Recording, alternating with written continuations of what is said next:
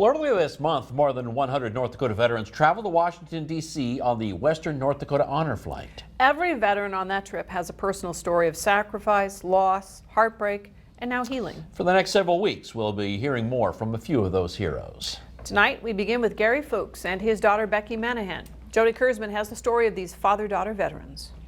Here's a list of movies she wanted. These binders hold 6 years of memories. Electric razors. They contain tank tops. Every letter Becky Manahan wrote. Here's a real letter from me. And every email she sent. This one's great. While enlisted in the Army. That was our only correspondence with you. Her mom saved everything. Yeah, every email that you sent us, I printed out. But this is the first time Becky has seen the binders.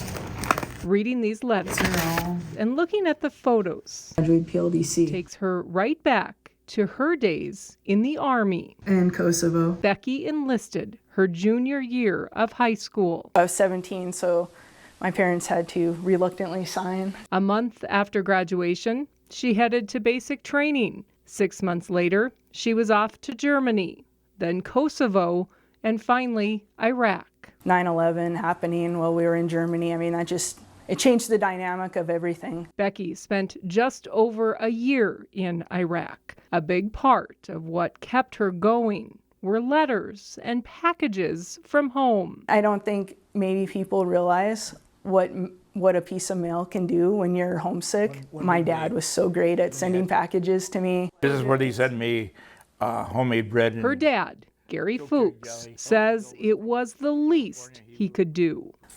He too remembers getting care packages from home. I got chocolate cake, homemade bread, homemade jelly. Gary was drafted into the Army in 1967. This is what your bunk had to look like. He feels lucky he was stationed in Germany rather than Vietnam. My mother says, be proud of what you do and what you got.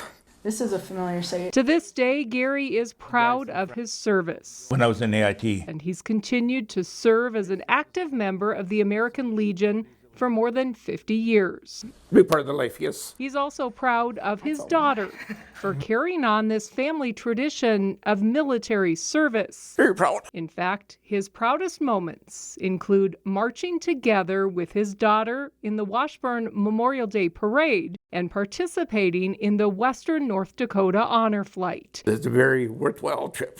Experiences that will forever connect this father and daughter and strengthen their love of this country. In Bismarck, I'm Jody Kurzman, reporting for your news leader.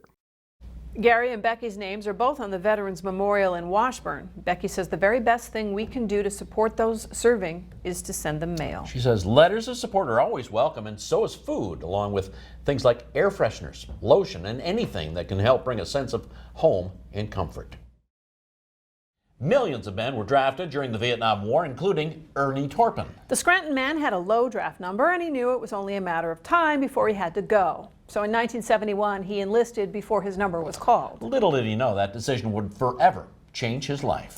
Ernie and his wife Cindy are both Vietnam veterans. She also enlisted in the Army in 1971. Jody Kurzman tells us that's when their love story begins. Dear Ernie, these letters tell a love story. You are on my mind a lot. That dates back more than 50 years. The trust I feel with you. They are letters Cindy Torpin. You just plain make me feel good. And her now husband Ernie wrote to each other. Until next time, Cindy. Ernie remembers the first time he saw Cindy. Oh yeah, I do. I think the first time I seen her is probably at the cafeteria. Ernie and Cindy met at Fort Leonard Wood, Missouri in 1971. I knew he was the right one. They dated for about 6 months. Then Cindy was sent to Germany. Ernie tried to get orders to go too, but his dad fell ill. He was in World War II, and he's actually had 2 Purple Hearts.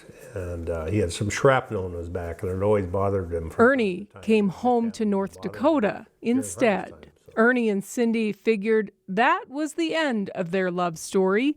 Ernie married and had 2 sons. Cindy traveled the country as a traveling nurse. It's that wanderlust, that some of us get. But after 20 years of traveling, she felt the urge to call Ernie just to say hi. We just caught up, I guess, with what we were doing with our lives. Life went on until 1998, when Cindy's friend urged her to call Ernie again. And I said, no, Annie, we do not mess with married men. But this time, Ernie was no longer married. He and his wife had been divorced for 2 years. And I knew then. 2 years later, Ernie and Cindy married. March 3rd, 2000. Cindy counts that day as one of the 3 best events of her life. It was the culmination of that chance meeting. Her other top events, those 6 months she and Ernie had together in 1971, and their recent trip to Washington, D.C. on the Western North Dakota Honor Flight. Never forget. At Arlington National Cemetery, Cindy was recognized for her service, a recognition she isn't so sure she's worthy to receive. I just did what we signed up to do. Never knowing what she signed up to do would be the beginning of a love story. And that's all she wrote. In Lincoln, I'm Jody Kurzman, reporting for your news leader. Although Cindy worked all over the country as a traveling nurse, the honor flight was her first time visiting Washington, D.C. Both she and Ernie say the Vietnam Veterans Memorial was the best part of the trip, even though neither of them served in Vietnam. More than 3 million people, including more than 58,000 Americans, were killed in the Vietnam War. All 58,000 of those veterans' names are listed on the Vietnam Veterans Memorial in Washington, D.C. That's one of the stops veterans make on every Western North Dakota honor flight. For many, it's a stop that brings peace. That includes Brian Benish, who for more than 50 years has struggled with his memories from Vietnam. The Dickinson man says going on the honor flight helped him take a big step toward healing. Jody Kurzman has his story. Brian Benish enlisted in the Army in 1969. I knew I was going to get drafted. He had hoped to be a truck driver. Instead, the Army made him a medic and sent him to Vietnam. I was assigned with a medical unit that evacuated and got wounded out, et cetera, et cetera. Got him out alive, hopefully. He quickly earned the nickname Doc. When you go to Vietnam as a medic and you get with troops and you start treating people, you get the label Doc, and it sticks with you. Doc Benish spent 2 years in Vietnam. The experience forever changed him. But I think everybody's got some memories from Vietnam that aren't so good. Brian carried his memories and a lot of guilt with him for years. All I knew is there was something going on. He knows now it was PTSD. That's at the wall. When Brian was notified he'd be going on the Western North Dakota honor flight in October, he knew it was time to face his demons. In the back of my mind, I was terrified because I was going to have to face the wall. When time came to visit the wall, Brian was overcome with emotion. My first reaction was to kneel down and just put your hands on it and feel it. I put my hands on that wall and I asked for 2 things. Number one, I said, I'm sorry. I couldn't do it for everybody. I tried.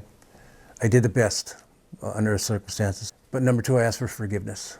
Immediately, he felt lighter, as though a burden he'd been carrying for more than 50 years had been lifted.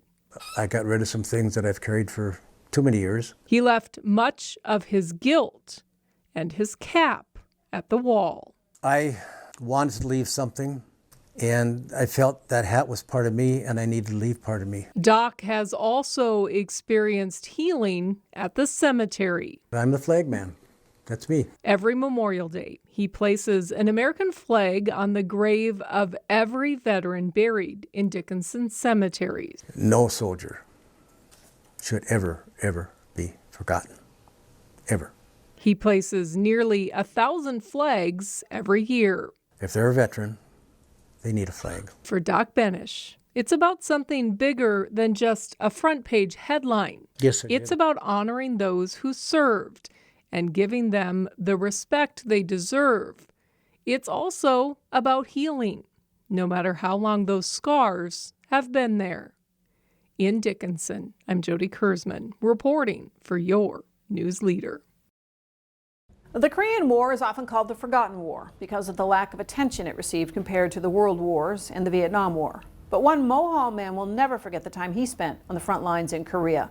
Richard Kinsley was 25 years old when he was drafted. Now at 98, he's sharing some of his memories from the war. Jody Kurzman has more. There's a story about that, too. Richard Kinsley is a storyteller. That's more likely. These days, many of his stories Nice to meet you, too. center around the Western North Dakota honor flight. Oh, I really enjoyed it. The Mohall man was one of more than 100 veterans to travel to Washington, D.C. in October. I got to see so much of Washington. Kinsley is a Korean War veteran. He was drafted into the Army in 1950. I don't regret a minute of it. For all the stories he tells, There's a story about that, too. Richard doesn't tell many stories Korean War veteran. about his time in Korea. He's very quiet about it. So he tells me he has visions of it in his head. Richard was on the front lines. The man to your left was your friend, and the man to the right was. You looked out for one another. He'll never forget what he saw. Our machine gunner said, he took his helmet off and showed me. He says, "Look, Kinsley." He had a hole through the top of his helmet. Just missed his. So wasn't our time then, I guess. I feel so fortunate, though, all the different times we were in battle. The closest I ever came to getting hurt, well, one popped this ear, and the next one got me in the shoulder. From time to time, Richard digs out this box. Well, here's the dog tag. It holds all his military medals and papers, There's a story about that. including a U.S. Army Bronze Star and a Purple Heart. Because of I got a bullet in the shoulder. Each one holds a story. And I'm still here. In 1952, Richard came home to Mohall on leave and asked the love of his life to marry him. She said yes. That was the happiest moment of my life. Richard and Colleen moved to Indiana, where he finished out his enlistment, then came home to take over the family farm, and had many happy years together before Colleen passed away in 2021. All her life she was busy. Richard's eyes still light up when he talks about his beloved wife. Anything she tackled was 100%. Leaving Richard with a lifetime of stories to share. Anyway, if you want to know. Near Mohall, I'm Jody Kurzman, reporting for your news leader. Richard was honorably discharged from the Army in 1953. He reached the rank of corporal. He spent another 4 years in the Army Reserves after that. Vietnam War veterans were not welcomed home as heroes. There were no victory parades or welcome home parties. Instead, many of them were yelled at, spit on, and worse. Dan Descartes remembers how upset people were to see him get off the plane in his Army uniform. And more than 50 years later, Dan and many of his fellow Vietnam veterans are finally getting the welcome home they deserve, thanks to the Western North Dakota Honor Flight. Now, Dan was one of more than 100 veterans to go on the latest honor flight, and as Jody Kurzman tells us, it provided him with the closure he didn't even realize he'd been searching for. I'm right in the corner over here. Dan Dosser. He was tough on us. Remembers his time in Vietnam like it was yesterday. Oh, yeah. He's got hundreds of photos. Some of these, yep. To help him remember. And this is the license plate. He keeps even more memories. One of the first ones I had. In his head. His road to Vietnam was full of twists and turns. This is a little bigger one. He tried to enlist, but was told his heart wasn't healthy enough. They couldn't use me, sent me home. But then he was drafted. My number was 6. They called me back. This time, the Army wanted Dan. I think that was Da Nang. So in 1967, he left North Dakota for a tour in Vietnam. We landed in Da Nang just in time for the rockets to start hitting. And we got off the plane and we run for the bunkers. It's the only thing. We didn't even have guns yet. Dan had hoped to be a truck driver. They didn't have an opening for me. Instead, he was assigned the colonel's driver. I was at his beck and call day and night. I was his driver and his kind of a bodyguard. I did what I was told, and I did the best I could. Dan ended up serving 3 tours in Vietnam. I did my job, done it good. I got a few awards. Those awards, now proudly displayed on a wall in his home. Specialist 5th class. Those medals and Dan's stories had a big impact on his grandson, Braden Gerber. I've always looked up to him. He's a big inspiration in my life. Such an inspiration. Braden plans to follow in his grandfather's footsteps and enlist in the Army. Kind of just always wanted to do it. It's in my blood, I guess. Grandpa Dan beams with pride when asked about Braden. Yep. When Dan got the opportunity to go on the Western North Dakota honor flight, he knew he'd need help. My body's going to pieces on me. So he asked Braden to accompany him. To be able to do that with him was kind of a once-in-a-lifetime opportunity. They saw the sights, shared stories, and grew even closer. The welcome home was exactly what Dan didn't know he needed. It brought tears to my eye. It was wonderful. Making an already memorable trip truly a flight to remember.